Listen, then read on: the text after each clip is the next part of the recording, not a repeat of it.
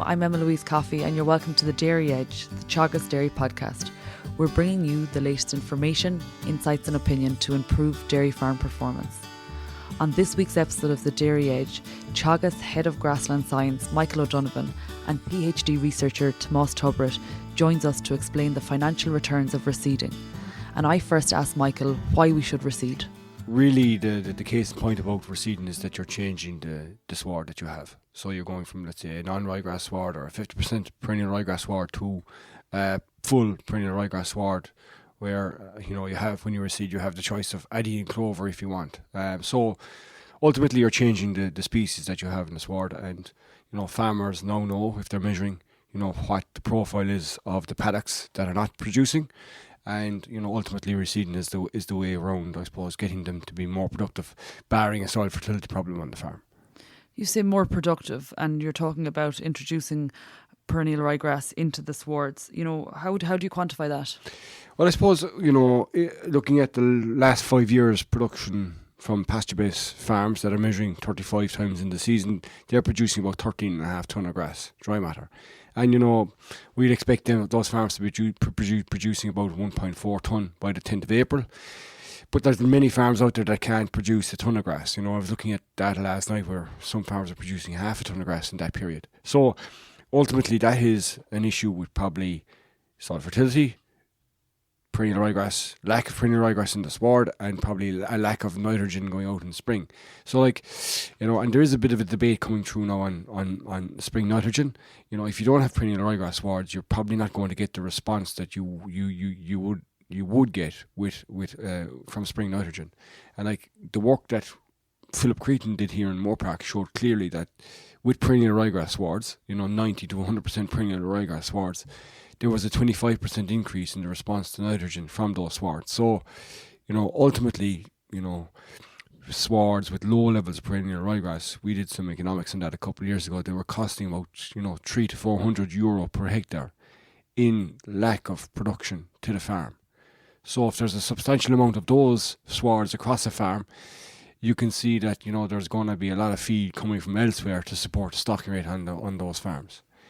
And if we turn to you, Tomas, if we consider reseeding and the effect it has on the actual sward that you have sitting in the paddock, people talk about quality benefits to reseeding.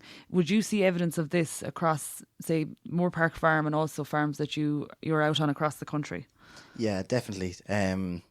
Just the new varieties have come onto the market relative to permanent pasture or older varieties. The quality within them is much higher in OMD and DMD in them measures, and we've seen from this data that you can have 8% higher milk output when you have these swards relative to them older swards with lower quality. So you mentioned OMD and DMD, so you're talking about the digestibility of the sward. Is there, I suppose, a different makeup in terms of the like I said, the fibre content is decreasing in these? Would that be right? Yeah, that's right. So if you take it at 100%, it's digestibility. You'll have more water-soluble carbohydrates and more digestible nutrients within that relative to fibre will be then therefore less. And then you mentioned there's going to be an increase in milk production, and you're talking in the region of 8%, which is very considerable on farms. If we consider then grass utilisation, is there a difference in grass utilisation in your older pastures when we compare them to the reseeded ground? Yes, definitely. So my PhD work is involved in looking at this topic. So we found that varieties that do have higher levels of OMD, cows tend to graze them more, graze to lower post-grazing sward heights, and therefore they've increased intake of these varieties over varieties with lower digestibility and lower nutrients within them. And I guess getting down to a lower post-grazing sward height is really going to drive quality and subsequent lactations also. That as well, coming into this time of year in May when swards are heading out, if they are consistently grazed low post-grazing sward heights, there's reduced build-up of stem within the sward, and therefore they maintain their quality better throughout the season. And back to you, Michael, if we consider the cost of reseeding, what sort of cost is it to reseed a hectare of ground? So the full cost that we would have on reseeding is about €750 per hectare, about €300 per acre, and that's the full cost. Getting a contractor in, the full tractor cost of getting a contractor in to do the task like rolling, fertiliser spreading. That's the full cost. But obviously a farmer, if he has, fertiliser spreader, he's going to negate some of those costs. And ultimately, I suppose the big things for us in reseeding are the spray costs, the seed costs, and then making sure that, the follow-up fertiliser is completed and that you get a good firm seed bed. So like reseeding is a funny one. If it's done wrong, it's very costly. If it's done right, it can be very beneficial. And, we see that sometimes on farms that, with, disking particularly, if it's not disked well, you get a lot of sod pulling, you get a lot of tiller date, you got a sward that's opening up within, 11 months of it's being established. So the cost of it is very much dependent on how well it's done.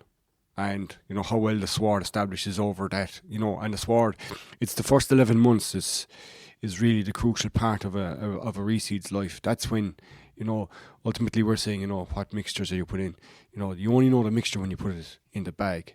Ultimately, what happens in the first 11 months dictates, the lifetime span of that sward. So for us, the cost is, okay, on paper can be, it's a static cost, but success of it is really where, you get a good establishment of a productive pasture. I think that's a really interesting point, because we see, it's we have the PBI for grass seeds and grassland, and we have the EBI for cows. You can have a really high EBI herd, but you're not essentially going to see the performance unless they're managed well. So it's, I suppose, the same kind of thing. And to follow on, so you're saying €750 per hectare in terms of reseeding. And if we consider, any money that we put in terms of investment in the farm, we want to see a return. And I suppose, in farming terms, some people talk about bang for your buck. Yeah. What sort of return do you expect to see? The typical return on reseeding investment would be, you get a return for your money within 18 months. That's the typical return we'd see from reseeding. So, highly, I suppose, highly returnable investment, medium-term returnable investment. Especially, I suppose, and even better from that, the variation that we have on farms is nearly 100%. Some farms can produce 10 tonne, some farmers are producing, close to 20 tonne of grass.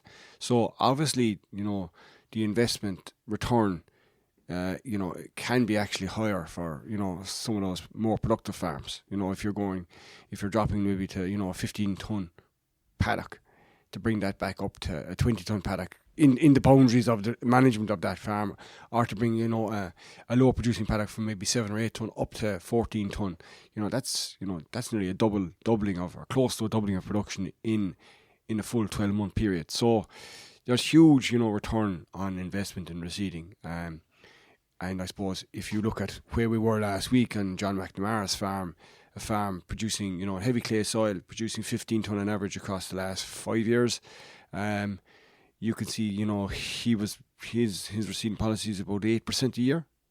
And, that's, I suppose, that's where the technically astute farmers are using reseeding to make sure that the platform and the silage ground is returning what they expected to return from the fertiliser inputs that are going out. And I suppose it's a good point to pick up on. And I suppose to you, Tomas, John McNamara is reseeding about 8% per year. So he's getting around his whole farm, say on average, once every 15 years. What proportion should we reseed every year? Yeah, so like what John Mack is doing, 8% of your farm or 10% of your farm is what you should be targeting to reseed every year. Now, obviously, stocking rates have an effect in this. If you're relatively lowly stocked at the moment, there'd be no harm in having a higher proportion reseeded. Then you can be building numbers and matching grass production too. And I suppose you're under less pressure when you're taking out ground at a lower stocking rate. And I suppose where farmers are just, say, in a situation where a farmer has smaller paddocks, they might have 20, 25 paddocks, and they have this routine of, I'll do one paddock per year. So they're getting around to maybe 4 or 5% a year. Do they need to lift that? Yes, they definitely do, because if you're at 4 to 5%, it's once every 20 years you're reseeding, and that the swards are getting outclassed. There's introgression of weeds into the sward, and the new varieties are coming onto the market would far outclass these older varieties within 20 years. And I suppose, to be the devil's advocate here, I have, you hear some farmers and they say that paddock is reseeded 20 years ago and it's one of my best performing paddocks. What do you think that comes down to? Is it just a really good variety that they put in 20 years ago? I'd say it'd be down to how that field is managed and the actual proportion of perennial ryegrass within that sward.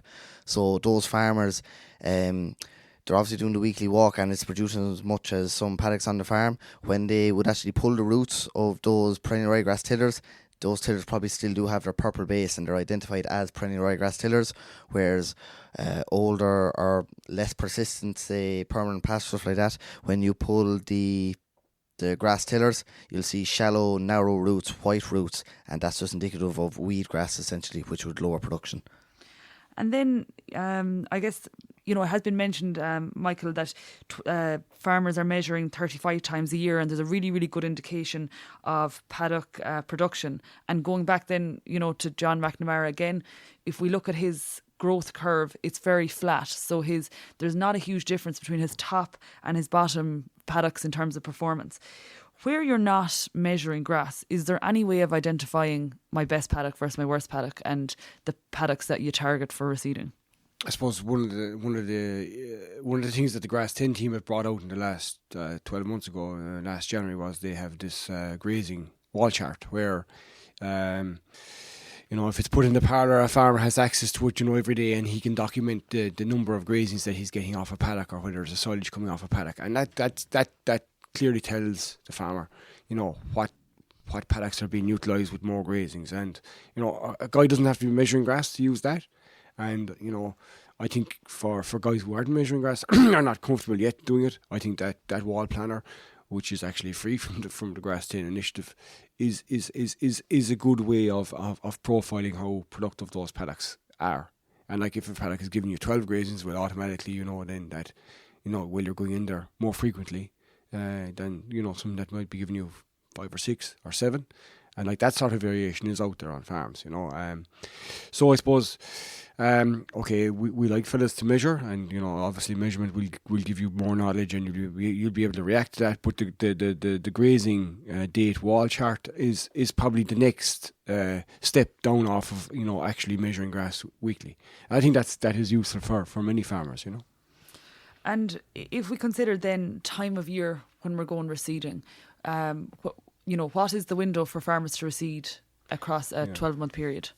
Well, historically, April and August have been, those 2 months are probably the months that you target. And more we've probably seen that we would have a preference now to move to the April, end of the first round, middle of the second round period. We kind of see that as, growth rates are beginning to kick up on farms. If you reseed in April, you probably have a good chance of getting that back in by the second week of June for aftergrass, whether that's for calves or for the herd. From a weed control perspective, from a clover establishment perspective, we think that the spring reseed is probably the way to go. Pasture base would show us that, some of the spring reseeds would be growing 10 to 14 ton of grass dry matter. They would be growing as much as the swards, or more than the swards, that they would be being replaced in that initial grass productive year. So there's a lot of sense if a farmer can free up that space to go reseeding in spring. In the autumn then it's probably a different kettle of fish. You're looking at probably stocking rate. If stocking rate is getting tight in the autumn and you're trying to build grass, autumn is not suitable for you. Then the autumn, there can be complications. Some guys, August is some boys September in their eyes, and we go too late with sprays. Some reseeds can't get grazed. If they don't get grazed in that first autumn, they're not tillering.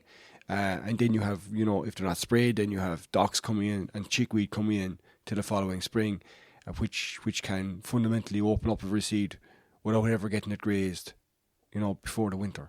So I think, as much as possible, we should be targeting the spring.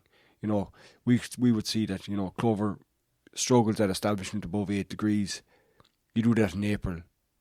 Clover has absolutely no problem in establishing when soil temperatures are 14, 15 degrees, and all our good clover swards, I'd say, in the Teagasc farms would be spring reseeds.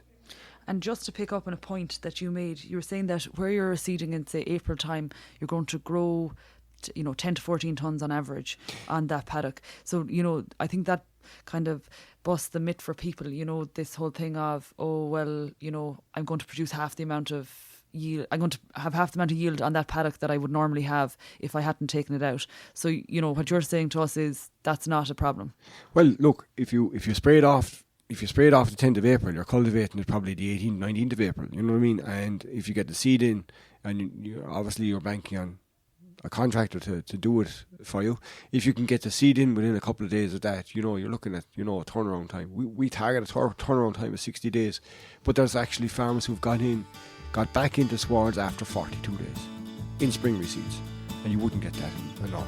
That's it for this week's episode of the Dairy Edge podcast, and my thanks to Michael O'Donovan and Tomas Tubritt for joining me on this week's show. Join us next week to hear the step-by-step of best practice for reseeding.